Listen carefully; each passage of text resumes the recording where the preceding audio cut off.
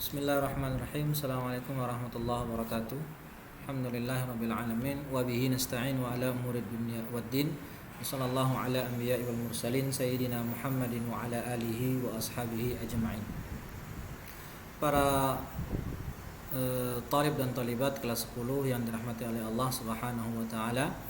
Pada kesempatan kali ini kita akan melanjutkan pembahasan dalam mata pelajaran sejarah Islam dari dinasti Bani Umayyah, yang mana di pertemuan terakhir kita sudah membahas tentang khalifah yang ketiga yang kita bahas, yaitu khalifah Yazid bin Muawiyah.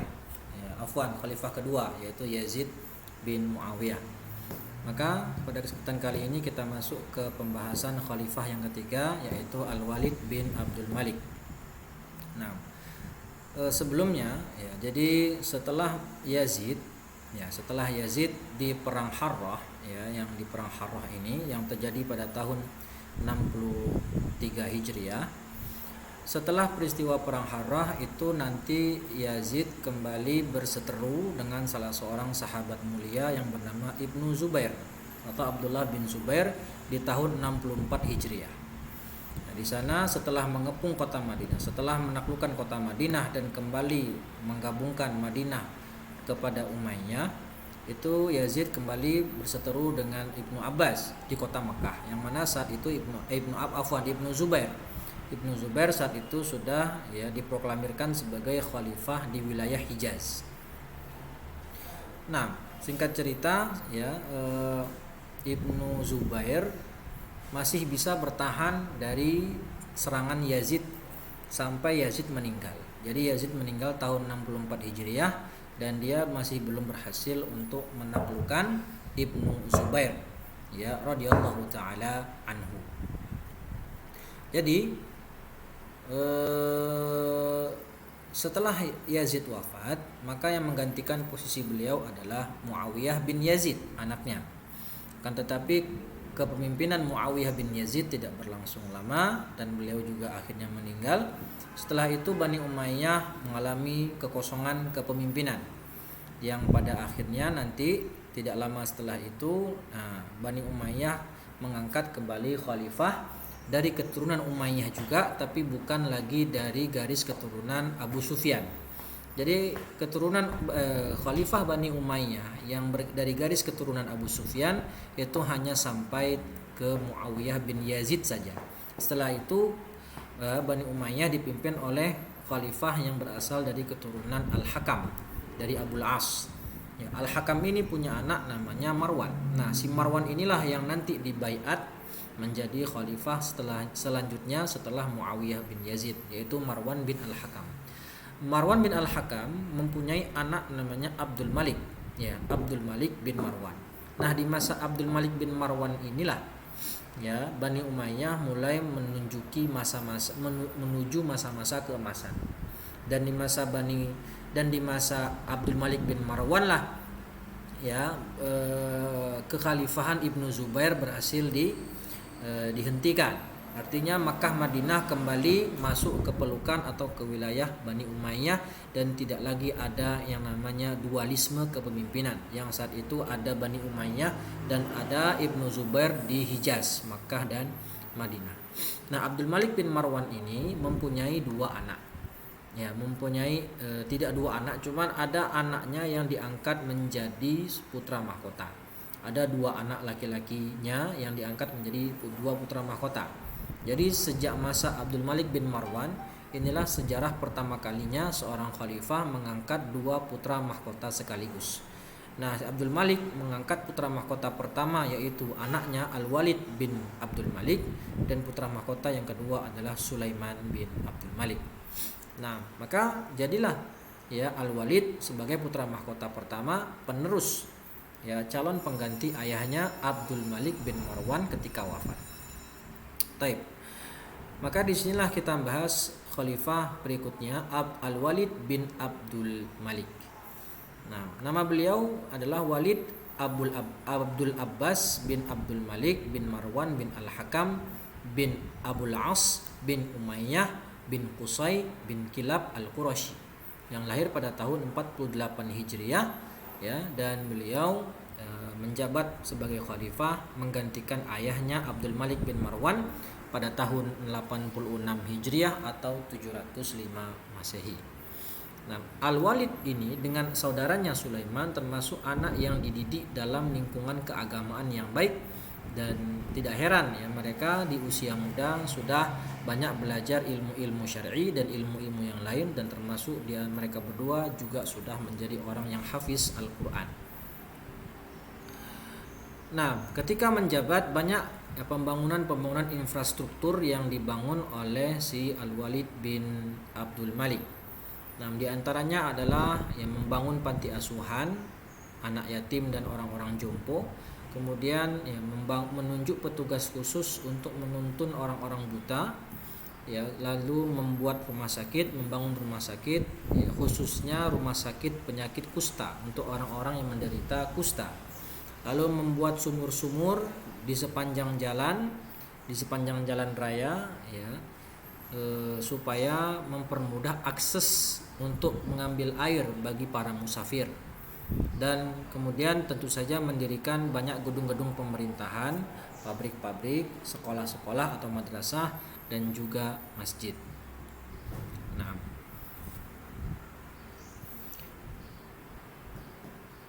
Nah, di antara karya masterpiece-nya Al-Walid bin Abdul Malik yaitu beliau mempunyai sebuah mega proyek, ya, yang dibangun selama 10 tahun, yaitu selama usia masa kepemimpinannya, yaitu dia membangun Masjid Agung Damaskus atau Masjid Jami' Al-Umawi yang membutuhkan dana yang sangat tidak sedikit, yaitu kira-kira menelan biaya 11.200.000 dinar kala itu.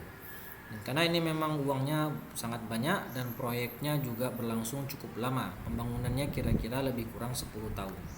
Dan Masjid Agung Damaskus ini sampai sekarang masih terawat, ya, masih ada. Baik, ini contoh gambarnya, ya, ini gambar dari Masjid Agung Damaskus yang ada di Syria dan sampai sekarang masih berdiri, dan memang bentuk arsitekturnya yang menyerupai katedral. Karena memang masjid ini adalah dulu miliknya orang Romawi, gereja punya orang Romawi, karena kita tahu wilayah Syam sebelum ditaklukkan kaum muslimin adalah bekas jajahannya Romawi, dan kaum muslimin berhasil merebutnya pada masa Umar bin Al-Khattab radhiyallahu taala anhu. Nah, ini tampak dari atas, ya, dahulu sebelum menjadi masjid hanya terdapat satu menara. Ya, hanya terdapat satu menara. Setelah di masa Al-Walid dirombak dan direnovasi, dijadikan masjid, itu ditambah lagi menaranya 2 sehingga menjadi total 3 menara. Naam. Ya kalau kita lihat dengar hadis, ya, hadis bagaimana Nabi Isa turun di Menara Putih Damaskus, ya, walau alam mungkin saja turun di masjid ini, ya, di Menara Putih Damaskus. Bisa iya, bisa tidak. Yang jelas, ya, masjid ini mempunyai 3 menara, dan memang ada salah satu menaranya yang berwarna putih, dan masjid ini di ibu kota Damaskus. Nah, meskipun Damaskus sekarang atau Suriah lagi perang saudara, ya, akan tetapi masjidnya ini masih terjaga, ya, wallahu a'lam. Nah, ini tampak dalam, ya, jika di sore hari. Taib, di masa Al-Walid, ya, di masa Al-Walid sebagaimana tadi yang sudah saya jelaskan, yang namanya Bani Umayyah itu mulai masuk ke masa jaya dari mulai Khalifah Abdul Malik bin Marwan. Setelah itu terus, ya, dan nanti puncak kejayaan diperoleh pada masa Umar bin Abdul Aziz. Ya, karena pada masa itu kaum muslimin benar-benar mendapatkan rasa aman, keadilan yang tersebar ke seluruh penjuru negeri, dan kecukupan yang luar biasa. Nah, di masa Al-Walid ini mempunyai 4 jenderal terkenal, ya, mempunyai 4 panglima perang atau jenderal besar yang berjasa sangat besar dalam keberlangsungan Daulah Umayyah. Pertama, mempunyai panglima yang bernama Muhammad bin Qasim. Muhammad bin Qasim ini diutus untuk menaklukkan wilayah Hindustan, ya, wilayah Sind dan Nepal, ya, jadi India sana lah gitu ya. Lalu mempunyai lagi namanya Qutaibah bin Muslim. Qutaibah ini diutus untuk menaklukkan negeri, ya, di seberang sungai Dajlah. Ada Turki, ada Sagh, Syaz, Farghanah, Bukhara dan Samarkand dan sekitarnya. Nah, kemudian ada lagi dua jenderal, ya, Musa bin Nusair dan Tariq bin Ziyad. Tariq bin Ziyad adalah mantan budaknya Musa bin Nusair, ya, yang diutus untuk menaklukkan wilayah Andalusia Spanyol pada tahun 86 Hijriah. Nah, ya, yang hebatnya di sini Musa bin Nusair saat itu sudah usianya cukup tua, sekitar 71 tahun.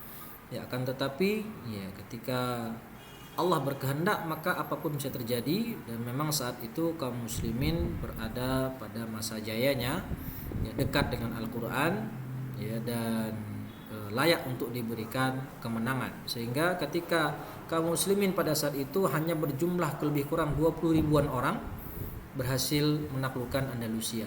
Tapi kita lihat faktanya ketika di akhir masa Andalusia, Islam di sana di tahun 1492 Masehi, kaum muslimin itu jumlahnya saat itu 1 juta, tetapi mereka terusir dari Andalusia. Nah, ini bisa kita ambil bahwasannya sebuah kualitas lebih penting daripada hanya sekedar kuantitas. Hanya dengan berjumlah 20 ribu kaum muslimin berhasil menduduki Andalusia, ya, dan berlangsung selama 7 abad lebih kurang.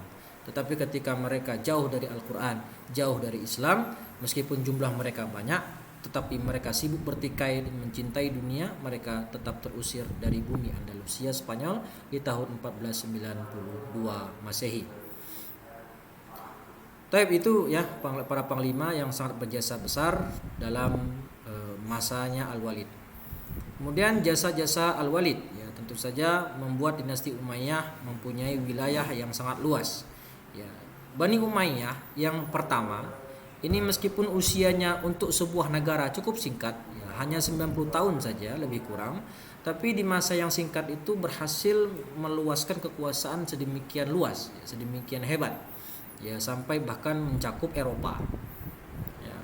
Bahkan, ya, sejarah dalam sebuah riwayat dikatakan bahkan dakwah Islam sudah sampai ke Indonesia, ke Nusantara sejak masa Bani Umayyah. Jasa lainnya yang penting adalah pengembangan kebudayaan, sehingga karya seni bangunan bercorak Islam menjadi kebudayaan tertinggi kala itu, melebihi seni bangunan ala Yunani yang sudah ada. Ya, sebagaimana tadi contohnya bangunan masterpiece-nya Al-Walid, yaitu Masjid Agung Al-Umawi. Ya, jadi di bidang sosial ditorehkan oleh Al-Walid bin Abdul Malik, yang membangun rumah sakit, merenovasi Masjidil Haram, dan melakukan perbaikan di makam Rasulullah Sallallahu Alaihi Wasallam. Ya, bahkan Masjidil Aqsa, ya, Masjidil Aqsa dulu kan Masjidil Aqsa itu hanya Masjidil Aqsa bagian bawah. Nah, di masa Al-Walid itu dibangun bagian atas. Ya, itu dimulai dibangun sejak masa Al-Walid bin Abdul Malik. Nah, setelah 10 tahun berkuasa, ya, Al-Walid bin Abdul Malik wafat, meninggal dunia pada tahun 96 Hijriah di Damaskus. Sesuai wasiat dari ayahnya bahwasannya dia adalah putra mahkota pertama dan adiknya Sulaiman adalah putra mahkota kedua, maka sesuai wasiat dan sesuai urutan, maka yang menggantikan adalah Sulaiman bin Abdul Malik. Nah, catatan terhadap kebijakan khalifah yang mengangkat dua putra mahkota sekaligus ketika menjelang wafat ini adalah sebuah kebijakan yang menurut saya termasuk kebijakan yang salah atau fatal. Kenapa? Karena akan mengakibatkan kemudian hari, ya, bisa terjadi pertumpahan darah atau perebutan kekuasaan antar sama anggota keluarga. Ya, buktinya sebenarnya Al-Walid bin Abdul Malik ketika hendak menjelang wafat, beliau ingin mengangkat anaknya sendiri menjadi putra mahkota yang bernama Abdul Aziz. Akan tetapi faktanya, ya, yang tetap menjadi sultan atau khalifah adalah Sulaiman. Ya, Sulaiman tidak terima, ya, tidak mau. Ya, dia mengalah kepada anaknya Al-Walid karena memang dialah pewaris tahta yang sah sesuai amanah dari bapaknya yaitu Abdul Malik bin Marwan. Sehingga ketika Sulaiman naik menjadi khalifah menggantikan Al-Walid kakaknya, banyak jenderal-jenderal yang tadi itu tidak setuju. Ya, bahkan ada Al-Hajjaj sendiri, ya.